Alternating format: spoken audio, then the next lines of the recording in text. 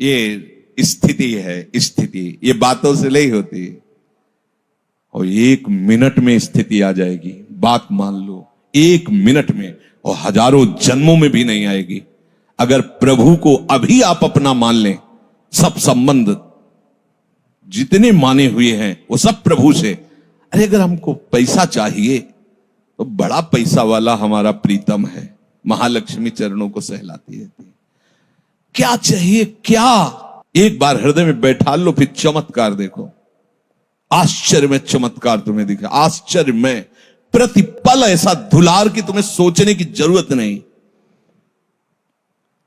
भगवत आश्रय बहुत जोर का चमत्कार। मान लो हमारी बात, आप घबरा रहे हो, भगवत आश्रित नहीं हो पा रहे हो, कहीं ना कहीं आप आश्रय लिए हो। कोई मार्ग है, भक्ति के मार्ग में दैल्यता, ज्ञान के मार्ग में आम की पुष्टता है। वो अहम मलिन नहीं है, वो शुद्ध ब्रह्म स्वरूप है। सब उस अहम में समा लिया, भगवान को भी, भक्त को भी, जीव को भी, जगत को भी, एकमात्र उस अहम में सबको लीन कर लिया, और वो ब्रह्म स्वरूप होकर जीवन मुक्त हो गया। और भक्त जड़ चेतन सबको अपना स्वामी मानकर सबके चरणों में झुक गया, वो प्रेमी बन गया। 2 ही मार्ग है। अब ये समझने के लिए जब तक बुद्धि प्रभु में नहीं लगाओगे तब तक तुम्हारी बातें समझ में नहीं आएगी। हमें हर्ष कब होता है, सुख की प्राप्ति में हर्ष कब होता है, जब हमारी बुद्धि प्रभु में नहीं होती। हाँ, जैसे अरब खरब रुपए आपके पास हो, एक 10 का नोट आपको दिया जाए तो आपको हर्ष होगा क्या? एक अगर आप लेंगे भी तो सामने वाले की संतुष्टता के लिए उपेक्षा पूर्वक। आपसे पूछा आपको 10 रुपया मिले, हंस के कहे कोई खास बात थोड़ी है। क्यों? क्योंकि उसके पास बहुत है, ऐसे 10-10 रुपया मिलाया जाए तो बहुत हो, अरबों। हमारे पास रुपया बनाने की फैक्ट्री हो और वो अरबों खत्म हो जाए, कोई फर्क पड़ेगा क्या? नहीं पड़ेगा ना। बस ऐसे ही सबके मूल श्री हरि है और हमारे वो प्रीतम है। अब चाहे सब नष्ट हो जाए तो मुझे फर्क नहीं पड़ता, और चाहे सब आ जाए तो मुझे फर्क नहीं पड़ता, क्योंकि उनके सामने सब 10 का नोट, अनंत ब्रह्मांडों का वैभव उनके सामने क्या है? प्रीतम, जिन्होंने एक क्षण में सब रच दिया है, वो हमारे प्रीतम, हमारे प्यारे हैं, हमारे जीवन धन है। ये सुखों की जब तक चाह होती, इसे स्पृहा कहते हैं, सुखों की चाह। मैं सुख देखूं, मैं सुख भोगूं, मेरे पास सुख बना रहे, बढ़िया है चाह, निषेध नहीं, बढ़िया है। पर ये है कहां? मैं सुख को देखूं तो ये सुख राशि है प्रिया प्रीतम। सुख मेरे समीप रहे, ये मेरे प्रिया प्रीतम समीप रहे। मैं सुख को भोगूं, उनका नाम, उनका रूप, उनकी लीला, उनका गुणगान, इसके चिंतन में रहना, मानो सुख का वो रमण हो रहा है जिसे भगवान कह रहे हैं। तुष्यन्ति च रमन्ति च। नाम में डूबो, रूप का चिंतन करो, लीला का गायन करो, देखो सुख में डूबोगे। ये जो लौकिक सुखों की स्पृहा है, ये तुम्हारे लिए दुख और सुख देने वाली है। जरा सा नुकसान हुआ, हानि हो गई। कोई व्यक्ति जो हमारा लाभ का कारण बन रहा था वो हट गया, अब वो उदास हो गया, अब क्या होगा, कैसे चलेगा? गलती तुम्हारी, तुमने व्यक्ति का सहारा लिया। नहीं, उसने तो अनंत ब्रह्मांडों को रचाया, इसके जैसे लाखों भेज देंगे जब जरूरत होगी। उनको जरूरत है, हमें तो उनकी जरूरत है, हमें व्यक्ति की जरूरत नहीं, हमें वस्तु की जरूरत नहीं। अगर उनको ऐसा है कि इस व्यक्ति वस्तु स्थान के द्वारा हमारा सेवन हो तो सब व्यवस्था करें। बिल्कुल निर्भर प्रेम मगन हनुमाना, निर्भरता, पूरी निर्भरता। संसार के पदार्थों का मन पर जो एक सुखद रंग चढ़ता है उसे राग कहते हैं।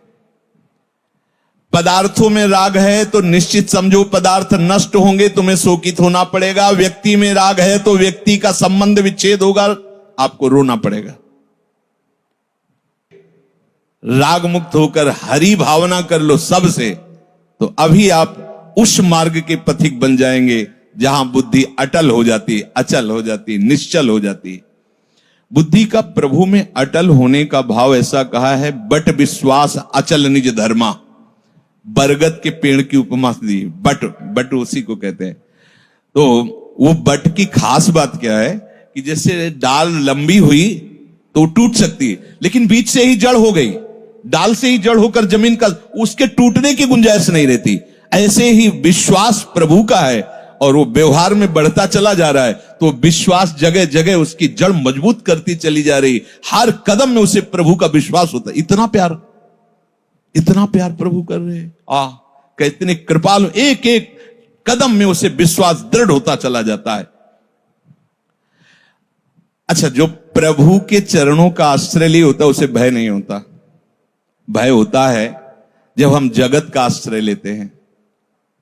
प्रभु का आश्रय लेने वाला भयभीत नहीं। वो सब ऐसे करते, ऐसे सबको सुनने में आश्चर्य नहीं लगेगा, अपने को लगता है ये कैसे हो रहा है, अपने तो कहीं कुछ नहीं, किसी से हमारा कोई संबंध नहीं है, किसी को हम नहीं जानते, किसी को नहीं पहचानते, कैसे लाडली जो व्यवस्था करती।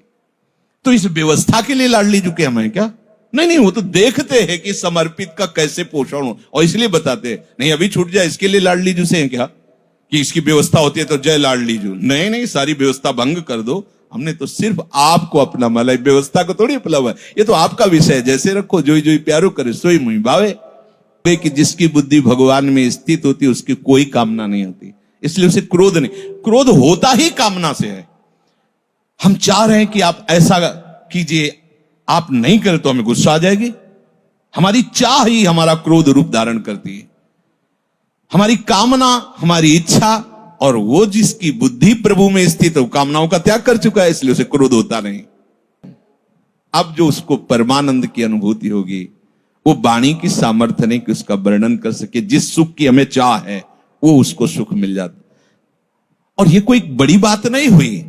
आप समझ रहे हो कि बहुत ऊंचाई की बात, कोई ऊंचाई की बात नहीं, हमें नहीं चाहिए। वास्तविक हमें ये सब नहीं चाहिए। ये जो चाह पैदा हुई शरीर को लेके पैदा हुई, और शरीर मेरा है नहीं, पक्का समझिए। ना ये पहले मेरा था ना बाद में मेरा रहेगा, बीच में मिला है। मूर्खतावश इसको मैं मान लिया, और इसको मैं मानते ही ये सारा का सारा प्रपंच फैल गया। भय लग रहा है, क्रोध आ रहा है, काम आ रहा है, राग हो रहा है, द्वेष हो रहा है, दुनिया का प्रपंच फंस गया इसको स्वीकार करने के कारण। अगर कहा जाए कि भगवत प्राप्ति तो बस यही भावना थी, क्या करूं बताइए, आप साधन बताइए।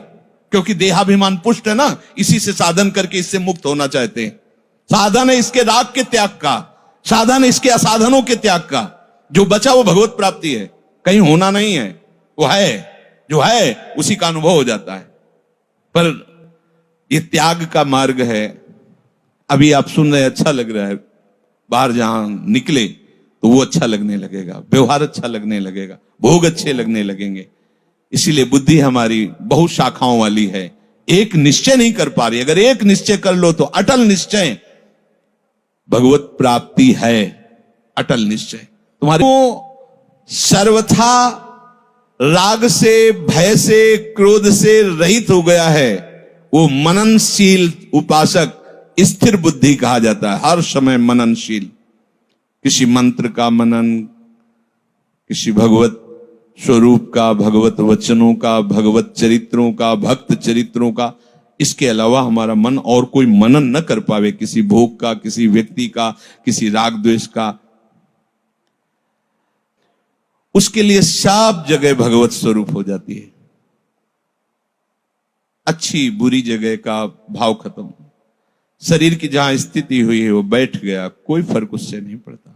वो संकल्प विकल्प करके नहीं बैठ, ये बहुत अच्छी जगह है यहां बैठ जाते हैं, ये बहुत गंदी जगह नहीं। चाहे वो दुर्गंधित स्थान हो या सुगंधित स्थित, चाहे पवित्र हो या पवित्र, उनकी स्थिति परम पवित्र प्रभु में रहती है। इसलिए उनका कोई संकल्प विकल्प इस पे नहीं होता, बैठने पे, चलने पे संकल्प विकल्प नहीं। सब जगह आसक्ति रहित हुआ जो उपासक, चाहे शुभ हो चाहे अशुभ हो, उनकी प्राप्ति पर ना तो वो प्रसन्न होता है और ना दुखी होता है। कितनी गंदी जगह बहिर्मुख देहाभिमानी भगवत स्वरूप में, भगवान ऋषभदेव अपने मल में ही लौट रहे हैं, पर उनके मल से काफी काफी दूर तक सुगंध फैलती थी, वो भगवत स्वरूप। देखो कैसा, इसी शरीर में पाया, इसी शरीर से निकला तो घृणात्मक निकला। देखना, सूंघना, छूना कितना घृणित लगता है। जो ऐसा मशीन है कितने सुंदर दूध, रबड़ी, हलवा, पूड़ी डालो, कितना गंदा निकल, उसको तुम मैं मान रहे हो, उसे तुम प्यार कर, और उन्हीं द्वारों से महासुख की प्राप्ति चाहते हो। कैसा अज्ञान है, कैसा अज्ञान है। शुभ अशुभ की प्राप्ति में न तो प्रसन्न होता न द्वेष करता है, उसकी बुद्धि भगवान में स्थित है, चाहे जैसी परिस्थिति हो। अपने स्वरूप में स्थित होने का बढ़िया अवसर है। भाग चलो, कहां से? इस शरीर के राग से। मूल शरीर का राग, जब तक इसको प्यार करोगे तब तक भगवत प्राप्ति अत्यंत दुर्लभ है। तो कुछ नादान बच्चे ऐसे हैं कि तो फिर भोजन ही नहीं पाना है, तो फिर ऐसा नहीं है। जब आप इससे प्यार नहीं करेंगे तो इसकी सही संभाल होती है। भूख लगी है, प्रारब्धवशात जो भोजन मिला है वो डाल लिया, प्यास लगी पानी, नींद लगी है युक्ताहार विहार से। आप नहीं भोगता हो ना, तो आप रोकने वाले भी कौन होते हो? भगवद आश्रित है, जो प्रारब्ध अनुसार भोग मिला शास्त्र सम्मत उसे स्वीकार कर। ऐसा नहीं है कि निर्विषय का मतलब होता विषय सेवन होता ही नहीं, जो विषय भगवत प्राप्ति में सहयोगी है उस विषय का सेवन मैं नहीं कर रहा हूं, इसको दे रहे हैं, इसको पानी की जरूरत, इसको भोजन की जरूरत। हम कार नहीं है तो पेट्रोल बंद कर देते हैं डालना, फिर चला के दिखाओ, कैसे चलेगी?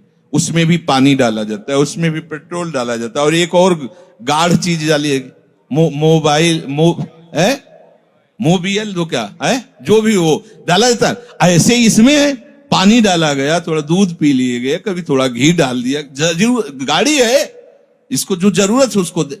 अब इसको मैं मान के भोगो कि मैंने हलवा पाया, मैंने दूध पाया, मैंने, वो बंधन कारक है। अगर लग रहा है कि इसको जरूरत है तो प्रारब्धवशात प्रभु बेच देंगे, पा लेते जो आवश्यक। भगवत इच्छा जथा लाभ संतोष सदा। पहले इस बात को समझो, मैं शरीर को लेकर के जो भी बर्ताव होगा, त्याग या भोग, दोनों बंधन कारक है। हमारा शरीर राग ही त्याग मुख्य उद्देश्य है। तो शरीर राग त्याग का मतलब ऐसा पहाड़ से ऊपर जाके इसे पटक दे, ऐसा नहीं है। इसको व्यवस्थित रखना है। मैं नहीं हूं, ये मेरा नहीं, पर ये भगवत प्राप्ति का साधन है। इससे भजन बनता है, इससे साधु सेवा बनती है, इससे शास्त्र स्वाध्याय होता है, इससे हम अपने प्रभु का गुणगान करते हैं। तो इसको बहुत संभाल के रखें, मैंपन से नहीं, भगवत सेवा पात्र भाव से। उचित आहार, उचित विहार, परिस्थिति में भगवत विधान देख करके वो प्रभु में शांत रहता है। तो कह रहे हैं उसकी बुद्धि प्रभु में स्थिर है।